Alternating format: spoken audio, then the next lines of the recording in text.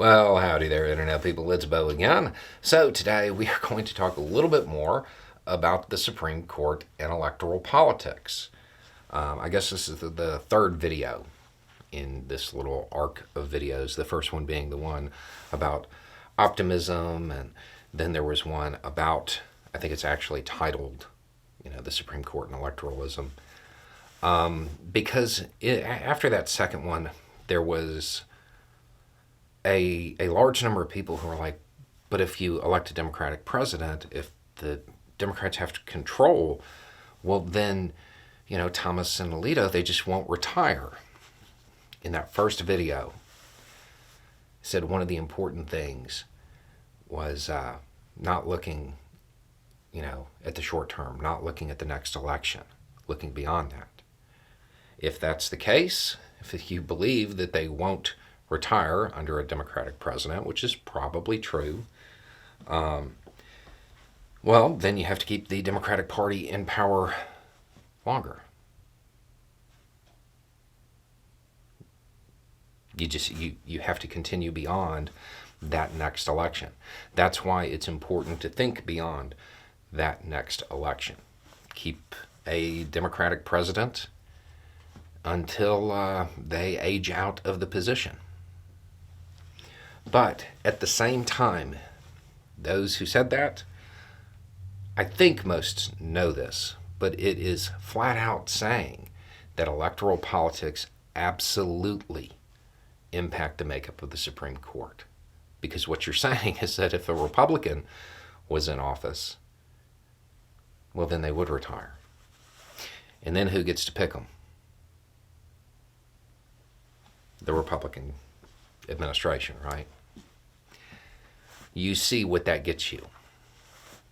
You see what that gets you. You see what it gets your friends, your loved ones, those people who are being actively targeted by these rulings, right? There is no denying the connection between electoral politics and the Supreme Court legislating from the bench. The Supreme Court actively targeting those people you care about. Those two things are directly linked. There's no way to separate it.